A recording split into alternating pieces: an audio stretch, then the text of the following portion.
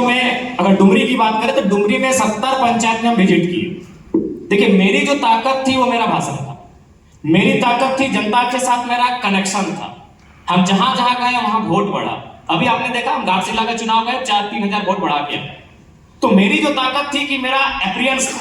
अगर हम बेरमो विधानसभा में अपीयरेंस हो जाते तो निसंदेह अनूप जी को भी हम जोरदार वोट टक्कर देते। मतलब समय कम दे समय नहीं, हम वो गए ही नहीं, क्योंकि जो हमारी टीम काम कर रही थी, आप देख सकते हैं कि कितना बाकी के पास क्या साधन था, संसाधन था। जयराम जी, आप डुमरी में भी जो चुनाव जीते, आप कितना का अंतर रहा है? डुमरी में लगभग 10,000। देखिए, डुमरी 10,000 का अंतर रहा है। तो आप इसको समझिए, बात जयराम महतो को लेकर के जो पूरे राज्य में जिस तरीके से हवा चल रही थी, मीडिया में हम लोगों पे तो आरोप भी लगता है कि भाई तुम लोग बहुत ज्यादा चला रहे थे झूठ मूठ का, जबकि हम लोग बोल रहे थे, हम लोग महसूस कर रहे थे कि आम लोगों की झूठ नहीं, आपने तो सच चलाया। आप संजय जी, आपने सच चलाया। भारत की राजनीति में एक न्यू जनरेशन अंडर 30 पहली बार राजनीति में, और 7% वोट, ये हिंदुस्तान की राजनीति में नहीं हुआ।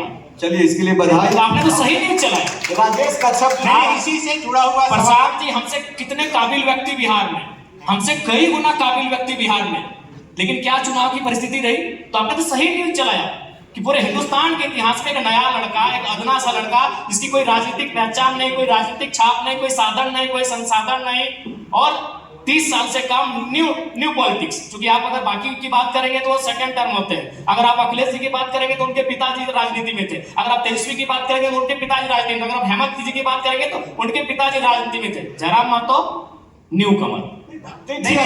उस हिसाब आपने सही न्यूज चलाया, कोई गलत न्यूज। सवाल अब अनूप जी से। अनूप जी, आप पिताजी वहां से जीतते रहे, आप पहले भी जीते हैं। जब जयराम महतो का नाम सामने आया कि वो भी बेरमो से लड़ेंगे, और जब प्रचार के दौरान आपकी गाड़ी रोक दी गई, वो वीडियो भी खूब वायरल हुआ, तो आपको डर लगा था कि अब थोड़ा मुश्किल हो जाएगा, लग रहा है? देखिए, सबसे पहले संजय जी, आपको ये समझना होगा कि मैं जिस विधानसभा से आता हूं, आपने जयराम से पूछा कि वो हारे क्यों, उन्होंने अपना जवाब दिया।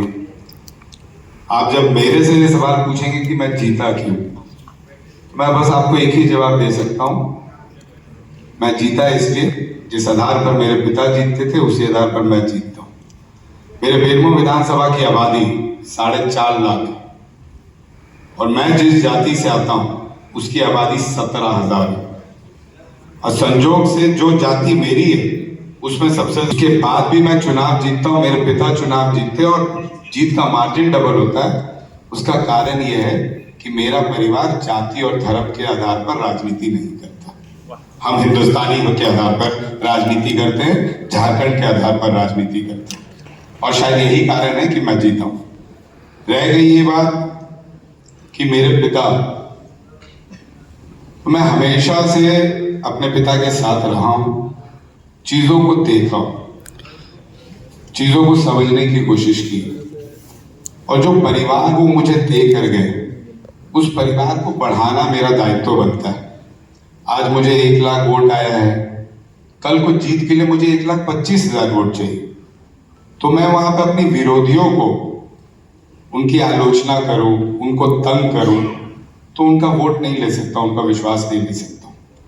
मुझे अगर वापस जीतना है तो अपने विरोधियों को अपना बनाकर जीतना है, तब जाकर मेरा वोट परसेंट ऊपर बढ़ेगा। और हिंदुस्तान की राजनीति में मैं समझता हूँ ये बहुत बड़ा कोड है। आज हमारा हिंदुस्तान तरक्की की बात नहीं करके जाति की बात करता है, धर्म की बात करता है। नहीं, राहुल गांधी बात कर रहे, देखिए, समाज में बात करना, समाज में नीचे जातियों को ऊपर उठाना, ये तो हमारे संविधान ने अधिकार दिए। और इसीलिए महात्मा गांधी जी ने, जब उनसे नेहरू जी पूछे कि संविधान किससे लिखना चाहिए, तो महात्मा गांधी जी ने बोला बाबा साहब से लिखवाइए। बाबा साहब कांग्रेस पार्टी के नहीं थे, लेकिन उन्होंने बाबा साहब को मौका दिया। क्यों? क्योंकि बाबा साहब जानते थे कि क्या क्या परेशानी नीचे तबके लोगों को हो रही है, पिछड़े जातियों को हो रही है। तो बाबा साहब ने संविधान लिखा जाति को खत्म करने के लिए। आज आप बता दें, आज तो बाबा साहब को सामने रख के लोगों ने अपनी पॉलिटिकल पार्टी बना दी। और यही कारण है, मैं फिर से बोल, जब तक हम जाति के आधार पर लड़ते रहेंगे, जाति को आरक्षण देना राजनेता का, पॉलिटिकल पार्टी का दायित्व होता है, नीचे तब से ऊपर लाना पॉलिटिकल पार्टी का दायित्व होता है, लेकिन जाति को जाति से लड़ाना, हेट्रोजम पॉलिटिक्स की ओर ढकेलना, ये पॉलिटिकल पार्टी का दायित्व नहीं होता है। आज के डेट में ये हिंदुस्तान की पॉलिटिक्स में कूट कूट के भरा हुआ है। और नहीं, सवाल जो मेरे छोटे भाई ने अभी एक बात बोली थी, जयराम से मेरी बराबर बात होती रहती, मेरे पीछे ही बैठते हैं। नहीं, ये सवाल मेरे और मैं इनको कभी कभी देखूं नहीं, तब भी बोलते हैं दादा जवाहर। नहीं, मेरा सवाल यही था कि जो कुछ भी कैमरे के सामने दिखता है, सोशल मीडिया पर एक लड़ाई दिखती है, तो आपने कहा बराबर बात होती है, तो चुनाव के दौरान भी आप लोगों में बातचीत होती है? नहीं, चुनाव के दौरान हमारी बात नहीं हुई थी। चुनाव के बाद मेरे को मिले थे, पहले ही दिन विधानसभा में आए, और मैं समझता हूँ सबसे पहले आए तो हमारी मुलाकात हुई, क्योंकि हमें नहीं मालूम था कि हमारा सीट आगे पीछे दे दिया जाए। यहाँ न्याय नहीं हो मंच पे। लेकिन मैं खत्म करना चाह रहा हूँ। लेकिन जो बात अभी सवाल आपने मेरे छोटे भाई जयराम माथुर से पूछा कि आप कुर्मियों की बात क्यों कर रहे हैं, तो जयराम माथुर जी ने बोला कि संविधान ने हमें वो अधिकार दिया। तो मेरा भी एक बड़े भाई होने के नाते छोटे भाई को सुझाव होगा कि जो जनमत इनके साथ आई थी चुनाव से पहले, वो जनमत ना कुर्मियों की थी, ना कोयरी की थी, ना माइनॉरिटी की थी, ना फॉरवर्ड की थी, ना राजपूत की थी, ना पंडित की थी। वो जनमत खाद्यान्न आधारित झारखंड राज्य की बात के लिए आई थी। और इसीलिए उस समय के बाद और अभी तक आज जो ये सवाल आप जयराम माथुर से पूछ रहे, ये कहीं ना कहीं सवाल पर चिन्ह खड़ा होता है कि आखिर जयराम माथुर से आप कुर्मी की बात क्यों कर रहे हो? आपको जयराम माथुर से बात करनी चाहिए थी तो झारखंडियों की बात करनी चाहिए थी, खतियानों की बात करनी चाहिए थी, झारखंड राज्य में रहने वाले लोगों की बात करनी।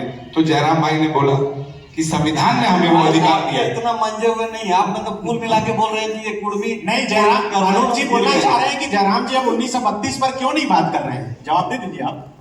बात तो कर ही रहे हैं। जब विधानसभा का पहला बजट सत्र था और उसमें जो अंतिम दिन गैर सरकारी संकल्प था, उसमें तो हमने खतियान के आधार पर 1932 के खतियान के आधार पर स्थानीय नीति लागू करने की बात को कहा। मंत्री दीपक बिरवा शायद नहीं हो, मैं था वहां पे, भाई ने कहा, लेकिन मैं तो एक ही चीज पूछता हूँ कि जेकेएलएम ने आज तक गवर्नर हाउस का घेराव क्यों नहीं किया? किए थे। अगर आपने 1932 का विधेयक केंद्र सरकार को नहीं भेजा, ओबीसी का आरक्षण 27% हमने पारित करके भेजा, आपने नहीं भेजा गवर्नर हाउस को। गवर्नर हाउस का घेराव जेकेएलएम ने क्यों नहीं किया कि आप जाकर दिल्ली बैठे? आप उस समय शायद किसी कार्यक्रम के लिए, चूंकि आप इंटरनेशनल यात्रा भी करते हैं, हाल फिलहाल ऑस्ट्रेलिया से आए थे, हमारी शुभकामनाएं आपको, राज्य के मुद्दों को लेकर जाते हैं, तो लगता है कि आप शायद राज्य में नहीं थे। हमारी टीम संथाल परगना के दुमका से पैदल होते हुए आई थी। वो जहां जहां से पैदल होकर आई, वहां से नए नए लोग जुड़ते गए और राजभवन के सामने हमारा एक दिवसीय कार्यक्रम था। ये आपकी मीडिया ने भी कैप्चर किया होगा, राज्य की जनता को ही मालूम था, लेकिन शायद चूंकि हर किसी की व्यस्तता होती है, अनूप उस समय राज्य में नहीं होंगे या फिर किसी अपने व्यस्त कार्यक्रम में व्यस्त होंगे। चलिए, राजेश कच्छप जी से एक सवाल